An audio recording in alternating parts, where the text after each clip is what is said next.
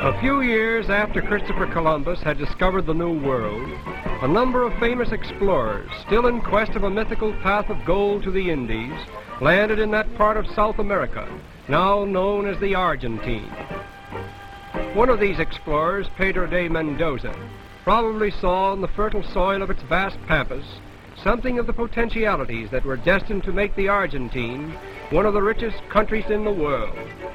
And thus it was that Mendoza lingered on the pampas with his dreams and founded Buenos Aires, which is today the largest city in South America and the gateway to the Argentine. Buenos Aires is situated on the banks of the Rio de la Plata, a river so wide that it reminds one of the sea.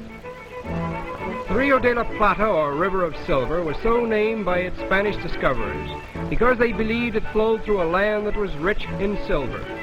In truth, however, this river is rich only in mud, the same kind of mud that may have inspired the early settlers to cultivate the fertile pampas from which it comes.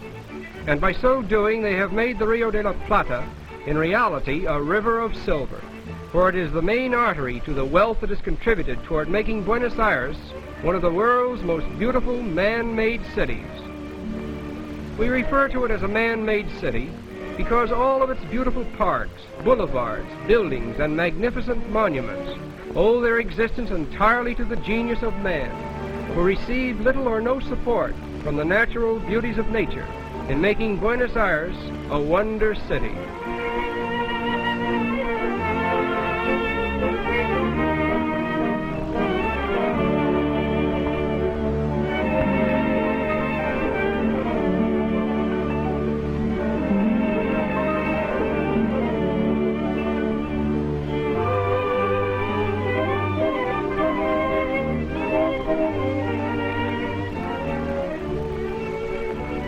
The greatest monument to the memory of this constructive genius is the city itself, in the heart of which the Plaza de Mayo forms a beautiful approach to the presidential palace.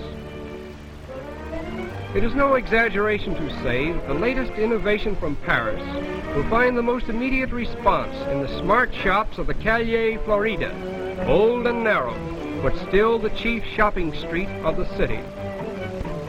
Buenos Aires has always held its doors wide open to the foreigner, and consequently it now has a cosmopolitan population of 2 million people, a large number of whom are Italian and French. The age-old custom of selling milk direct from the producer to the consumer is one of the most unique sights in the streets of Buenos Aires.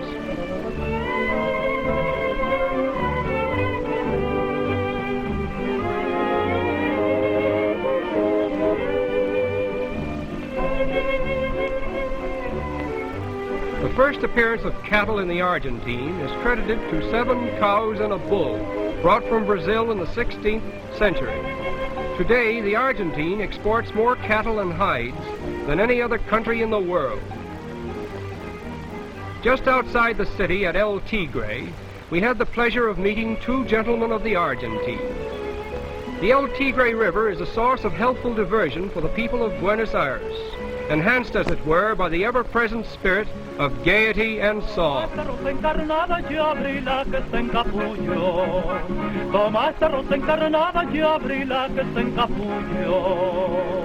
Encuentras mi corazón abrazado con el tuyo.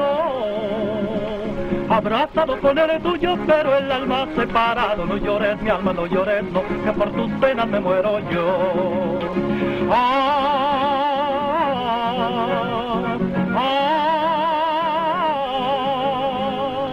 Eres bonita y preciosa, eres capullo de rosa cortado al amanecer. Eres bonita y preciosa, eres capullo de rosa cortado al amanecer. The Argentines are a pleasure-loving people, and nothing holds a more important place in their field of sport than horse racing. The racetrack at Palermo is one of the proudest possessions of the Jockey Club, which is said to be the richest in the world. Aside from the internationally famous horse races which it sponsors, this institution is the hub around which revolves practically all the social life of the Argentine. Races take place here daily, and in the height of the season, the purses are so large that tremendous fortunes are won and lost during a single race. In Buenos Aires, it is a violation of the law for a man to appear in public without a coat, even though the heat may be unbearable.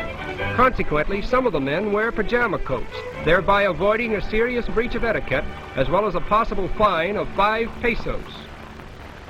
Much of the romance of old Spain still remains reincarnate in the lovely women of the Argentine. It is seldom that an Argentine woman is troubled about the rights of her sex or any of the more virile notions that have stirred modern womanhood, for she seems to be content to live behind a veil of romance and to accept as her due the admiration so lavishly bestowed upon her. We doubt that in all of Buenos Aires there is a child who does not know Benito and his pigeons.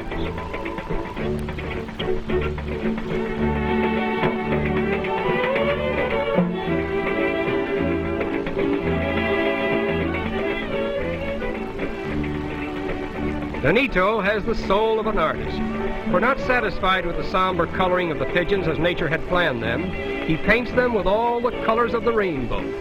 Rose and blue, or orange and green, mingle with the dull gray or white of their own soft feathers. And one can see that Benito is very fond of his pigeons. All that he has is theirs. He feeds them and houses them, and with the bright colors he gives them, they bring a joy to all the little children who see them. Benito is more than an artist. Far away from the city itself, the picturesque dancers of the ranchero remind us of the life that was in full sway when the gaucho was the hero of the pampas, a colorful life that is still the common heritage of romantic Argentina.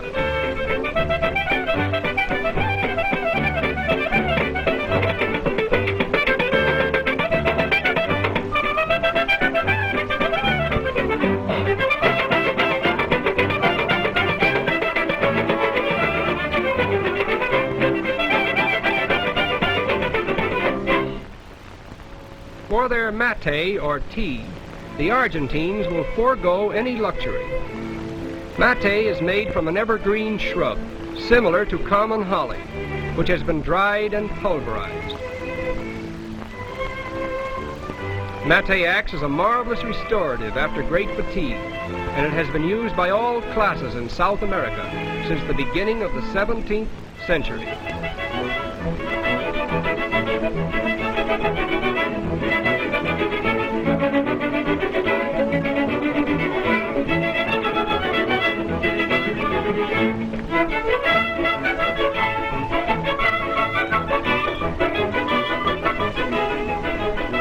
Verily, the spirit of romance, which is fast disappearing from a world overburdened with stern realities, still remains in the hearts of the Argentine people.